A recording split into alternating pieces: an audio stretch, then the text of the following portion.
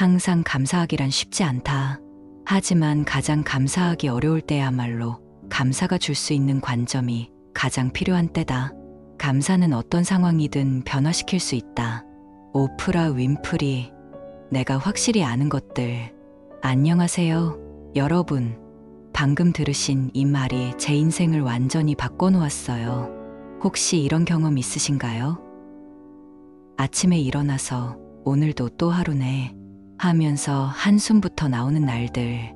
남들은 다 잘 사는 것 같고 나만 뒤처지는 것 같고 저도 그랬거든요. 그런데 오프라 윈프리의 이 한마디를 듣고 나서 모든 게 달라졌어요. 오늘은 오프라가 수십 년간 실천해온 감사의 힘에 대해 이야기해 보려고 해요. 단순한 긍정적 사고가 아니라 정말로 삶을 변화시키는 구체적인 방법들을 알려드릴게요. 여러분, 오프라 이야기를 들려드릴게요.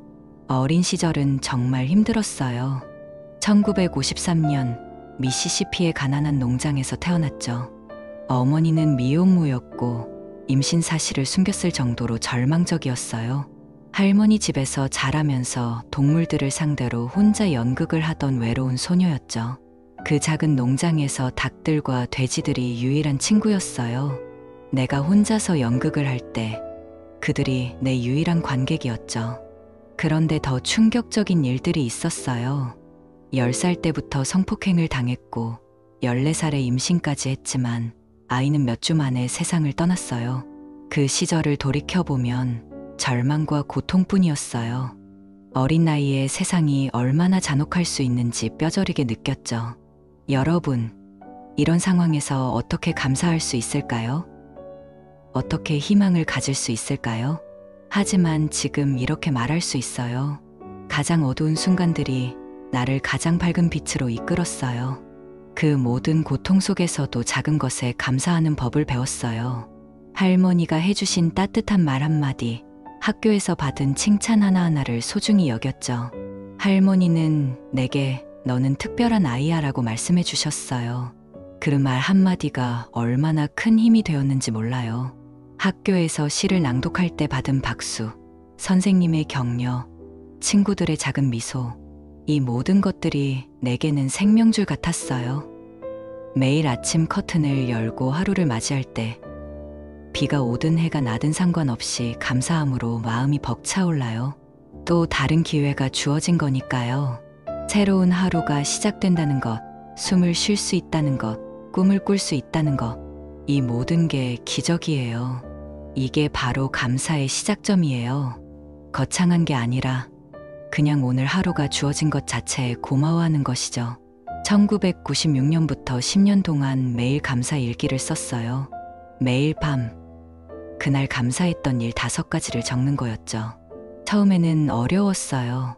바쁜 하루를 보내고 나서 감사할 게 뭐가 있나 싶었거든요. 하지만 계속 하다 보니 놀라운 일이 벌어졌어요. 하루를 되돌아보며 감사할 점들을 찾다 보니 평소에 지나쳤던 소중한 순간들이 보이기 시작한 거예요. 1996년 10월 12일 일기를 보면 이래요.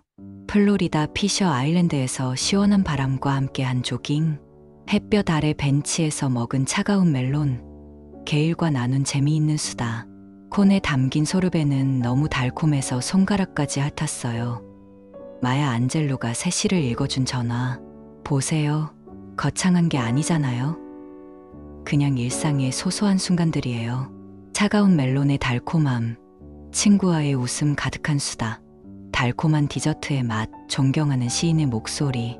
이런 작은 것들이 하루를 특별하게 만들어 주었어요. 발견한 건 이거예요. 감사할 것을 찾으며 하루를 보내면 뭔가 항상 나타났어요. 마치 마법처럼 좋은 일들이 계속 생겨났죠. 감사하는 마음으로 세상을 바라보니 세상도 나에게 더 많은 선물을 주는 것 같았어요. 웃는 얼굴로 인사하는 사람들, 예상치 못한 작은 행운들, 따뜻한 햇살, 맛있는 음식, 모든 게 감사의 대상이 되었어요. 그런데 문제가 생겼어요. 점점 바빠지면서 감사 일기 쓰는 걸 깜빡하기 시작한 거예요. 일이 늘어나고 책임이 무거워지고 스케줄이 빡빡해지면서 이 소중한 습관을 놓치기 시작했죠. 가끔씩만 쓰다가 나중엔 아예 안 쓰게 됐어요. 그때는 몰랐어요. 내가 얼마나 중요한 걸 놓치고 있는지. 몇 년 후 우연히 그 일기를 다시 발견했을 때 깨달았어요. 1996년에 비해 모든 게 늘어났어요. 부, 책임감, 소유물, 명성, 모든 게 기하급수적으로 증가했는데 행복만 빼고요. 아이러니했어요. 더 많이 가졌는데 더 적게 느꼈으니까요. 더 성공했는데 더 공허했으니까요. 이때 중요한 걸 깨달았어요. 문제는 상황이 아니라 관점이었다는 것을요. 내가 무엇을 보느냐가 내가 무엇을 경험하느냐를 결정한다는 걸 알았어요. 그래서 다시 시작했어요. 이번엔 전자적으로 감사한 순간이 있을 때마다 기록하기 시작했죠. 확실히 아는 건 이거예요. 삶에 나타나는 모든 것에 감사하면 개인적인 진동이 바뀌어요. 없는 것에 집중하지 않고 가진 것을 인식할 때 더 많은 좋은 일들이 생겨나죠. 이건 단순한 믿음이 아니라 내가 직접 경험한 진실이에요. 이 이야기가 단순한 감정론일까요? 아니에요. 과학이 이를 뒷받침해요. 캘리포니아 대학의 로버트 에문스 박사가 수행한 연구에 따르면 감사 일기를 쓴 그룹이 그렇지 않은 그룹보다 25% 더 행복해졌다고 해요. 놀라운 건 이뿐만이 아니에요. 운동량이 증가하고 건강이 개선됐고 수면의 질이 향상됐어요. 타인에게 더 관대해졌고 인간관계도 더 좋아졌어요. 심지어 면역력까지 강화됐다고 해요. 하버드 의과대학의 연구진들은 더 놀라운 사실을 발견했어요. 뇌과학자들은 감사가 도파민과 세로토닌 분비를 촉진한다고 해요. 행복 호르몬이죠. 그런데 더 놀라운 건 감사를 실천할수록 뇌의 신경 연결이 바뀐다는 거예요. 뇌의 전전두엽이 활성화되고 스트레스 호르몬인 코르티솔 수치가 낮아져요. 즉, 감사는 단순한 기분 전환이 아니라 뇌를 물리적으로 변화시키는 거예요. 마치 근육을 단련하듯 감사 근육을 키울 수 있다는 뜻이에요. 여러분도 경험해 보셨을 거예요. 짜증나는 일이 있었는데 누군가 작은 친절을 베풀어주면 순간 기분이 확 바뀌는 것. 그게 바로 감사의 힘이에요. 감사는 우리의 관점을 순식간에 바꿀 수 있는 마법 같은 힘이 있어요. 어두운 터널 같던 상황에서도 작은 빛 하나를 발견하게 해주죠. 내가 확실히 아는 것들에서 이렇게 말했어요. 항상 감사하기란 쉽지 않아요. 하지만 가장 감사하기 어려울 때야말로 감사가 줄 수 있는 관점이 가장 필요한 때예요. 감사는 어떤 상황이든 변화시킬 수 있어요. 감사는 여러분의 진동을 바꾸어 부정적 에너지에서 긍정적 에너지로 이동시켜요. 이것이 인생을 변화시키는 가장 빠르고 쉽고 강력한 방법이에요. 이 말이 정말 핵심이에요. 힘들 때일수록 감사가 필요하다는 거죠. 그럼 구체적으로 어떻게 실천할 수 있을까요? 실제로 해온 방법들을 알려드릴게요. 먼저 호흡부터 시작해보세요. 감사할 게 생각나지 않을 때는 호흡을 기억하세요. 숨을 쉴 때마다 나는 아직 여기 있다고 말할 수 있어요. 정말 간단하죠? 지금 당장 해보세요. 심호흡을 하면서 내가 살아있구나 생각해보세요. 이 순간 여러분의 심장이 뛰고 있고 폐가 산소를 받아들이고 있고 뇌가 생각하고 있어요. 이 모든 게 기적이에요. 다음은 3, 2, 1. 기법이에요. 매일 잠들기 전에 오늘 감사했던 일 3가지, 내가 잘한 일 2가지, 내일 기대되는 일 1가지를 생각해 보는 거예요. 처음에는 어려울 수 있어요. 하지만 계속하다 보면 하루를 되돌아보는 좋은 습관이 생겨요. 그리고 감사 알람을 활용해 보세요. 핸드폰에 하루 3번 알람을 맞춰 놓으세요. 알람이 울릴 때마다 그 순간 감사한 것 하나씩 찾아보는 거예요. 아침, 점심, 저녁 이렇게 하루 3번만 해도 놀라운 변화를 경험하실 거예요. 마지막으로 감사 편지인데요. 일주일에 1번 고마운 사람에게 짧은 메시지를 보내보세요. 덕분에 좋은 하루였어요. 이런 간단한 말이라도요. 상대방도 기뻐하고 여러분도 더 큰 감사를 느끼게 될 거예요. 감사는 나눌수록 더 커지는 특별한 감정이에요.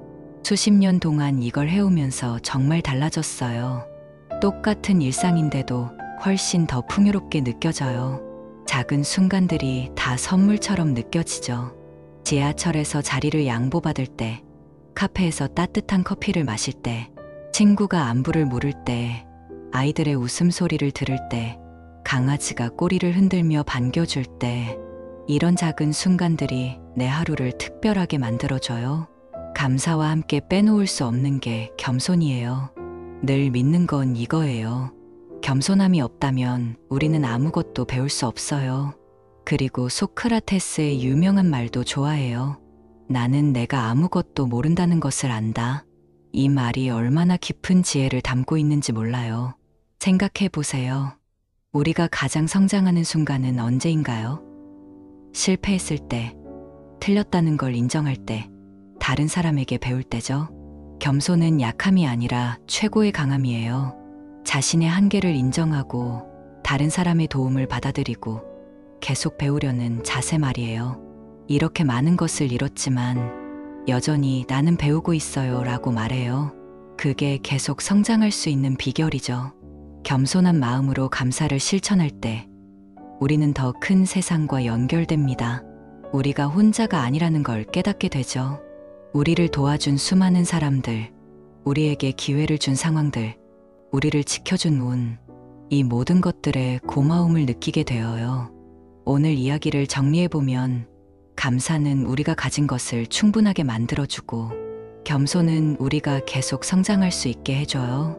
늘 말하는 것처럼 항상 감사하기란 쉽지 않아요. 하지만 가장 감사하기 어려울 때야말로 감사가 줄 수 있는 관점이 가장 필요한 때예요. 여러분도 오늘부터 시작해보세요. 완벽할 필요 없어요.